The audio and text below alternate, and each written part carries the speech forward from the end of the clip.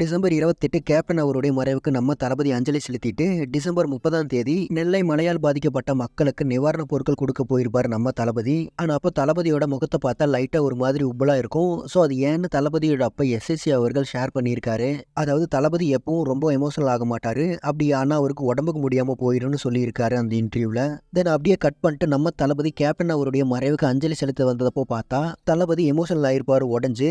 Even நம்ம தளபதி fans கூட தளபதி அது மாதிரி பார்த்துருக்க மாட்டோம். தென் லாஸ்ட் 10 செகண்ட் நம்ம தளபதி நின்று பார்ப்பாரு. அதுதான் எல்லா சோஷியல் மீடியாவிலையும் அந்த 10 செகண்ட் பேசியிருப்பாங்க.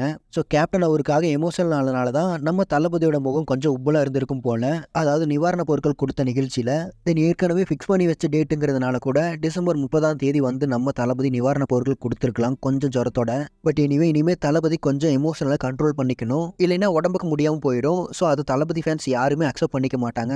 தென் ஃபைனலாக இந்த நியூஸ் பற்றின உங்களுடைய ஒப்பீனியனை கமெண்ட்ஸில் சொல்லுங்கள். அண்ட் உங்களுக்கு இது மாதிரி தளபதி பற்றின டெய்லி அப்டேட்ஸ்க்கு நம்மளுடைய சேனலை மறக்காமல் சப்ஸ்கிரைப் பண்ணி சப்போர்ட் பண்ணுங்கள். Thank you friends.